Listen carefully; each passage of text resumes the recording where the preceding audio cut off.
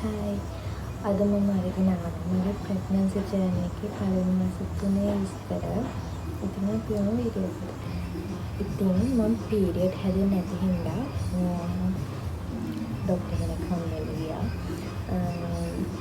Doctor කෙනා කිව්වේ මම ඉස්සෙල්ලාම ගියේ ඩොක්ටර් හම්බෙලා බෙහෙත් ගන්න. මොකද මට පීරියඩ් හැදෙන විදිය ක්‍රමානුකූල නෙවෙයි.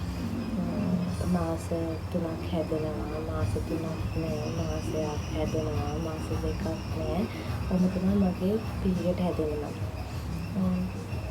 ඉතින් මම ඊට පස්සේ ඩොක්ටර් කිව්වා එහෙම එකපාරට බෙහෙත් දෙන්න බෑ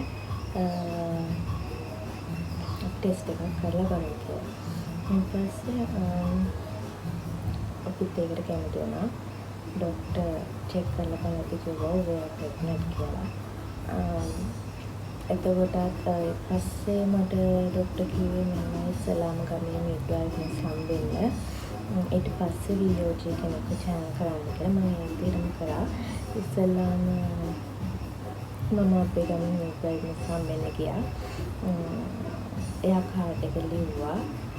මගෙන් ඒ කියන්නේ එතනදී මගෙන් විස්තරයට අහනවා අවසානට මෙන්සස් හැදෙන දවස.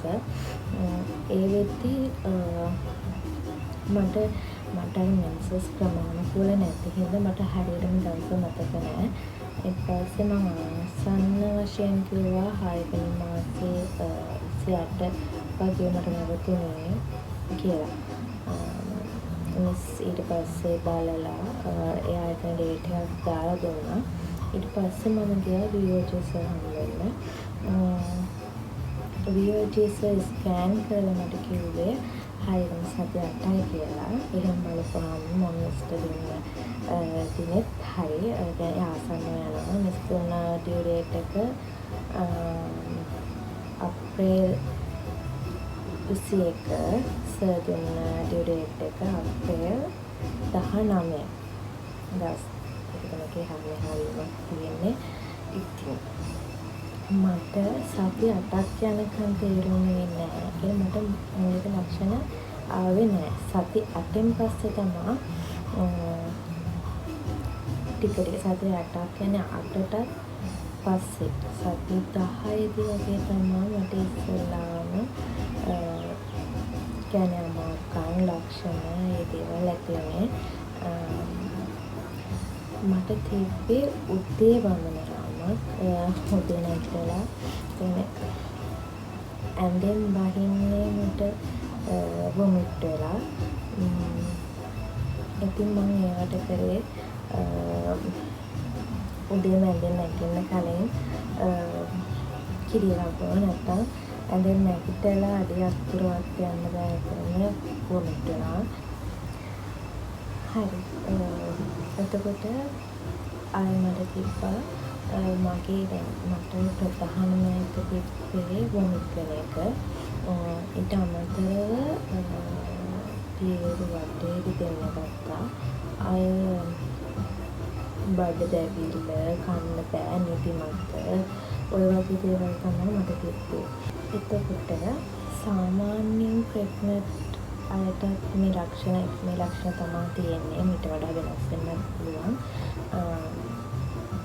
සමහර අයට උදේට වමන යාම දෙන්න සමහර අයට දවල් වල හවස වලට වමන යන්න පුළුවන්. උදේට නැතුව අය තමතරව මං කිව්වා වගේ අර පියවර දෙන්න පුළුවන් පොලිස් ස්පර්ශයක් දෙන්න බෑ. නැත්නම් බඩ දැවිල්ල මෝට්‍රා සාදන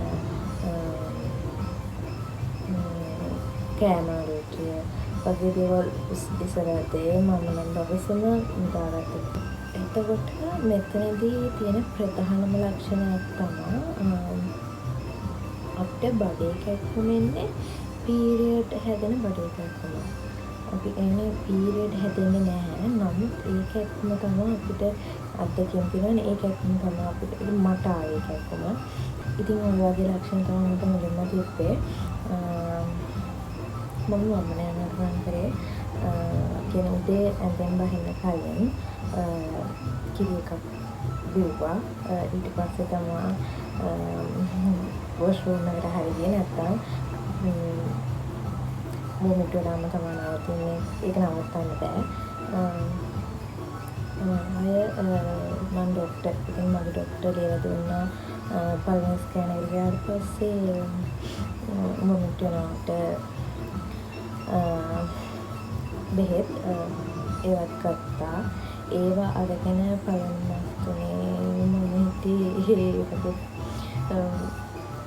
කිව්වොත් ඒ වගේ බලන්න තමයි. නැත්තම් ගමනක්වත් යන්න බෑ. උදේට වොෂ්රූම් ගිහින් දත් මදින්න පවා අමාරුයි. ඉතින් අපේ සායනාවට ගියපුවම අපේ මිඩ්වයිෆ්ස්ලා කියනවා දැන් වොෂ්රූම් ගියපුවම මෙහෙමයි දත් මදින්න බලනට වමන යන හින්දා වමන යනවා ඒක හරිම අපහසුයි කියලා. එයාලා කියන්නේ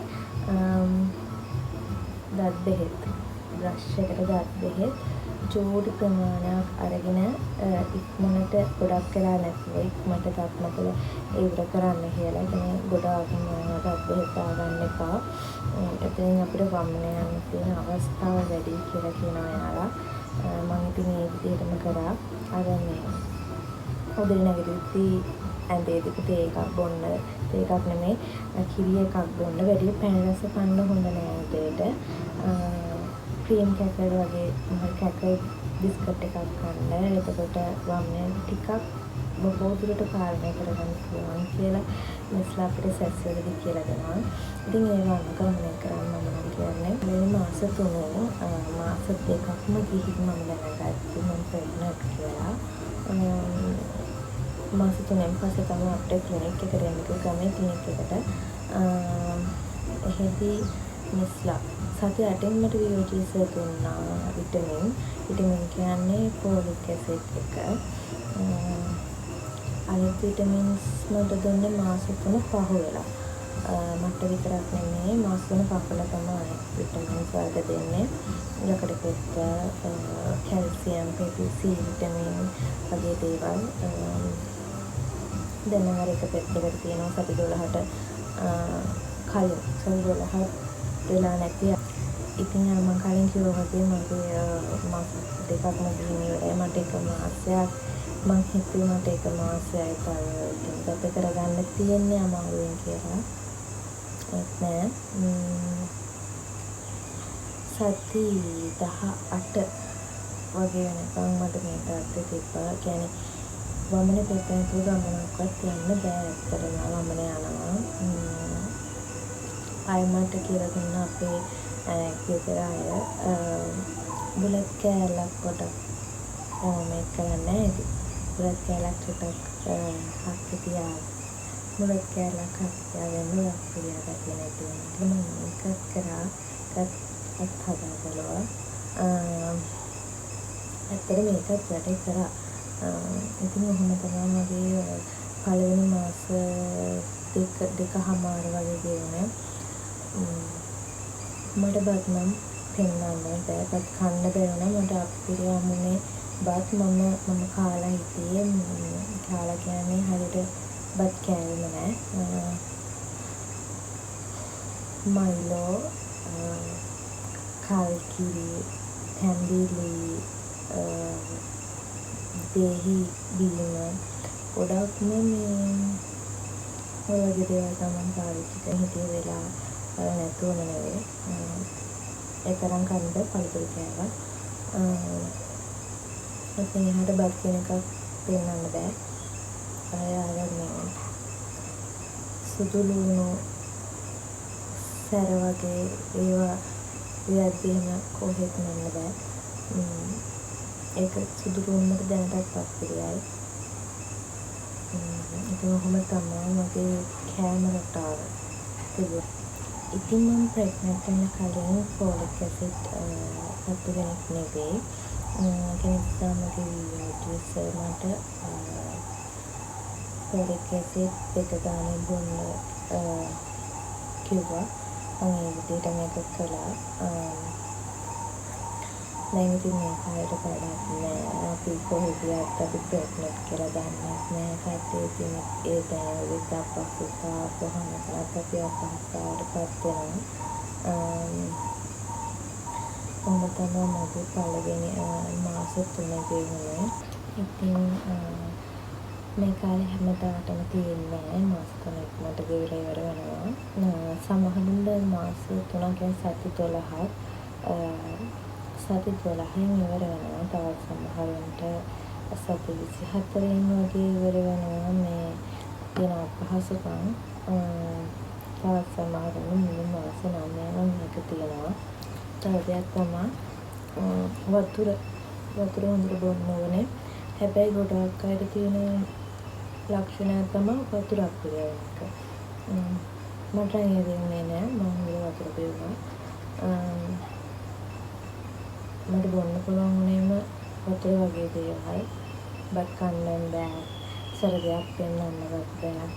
පැණි රස කෝල්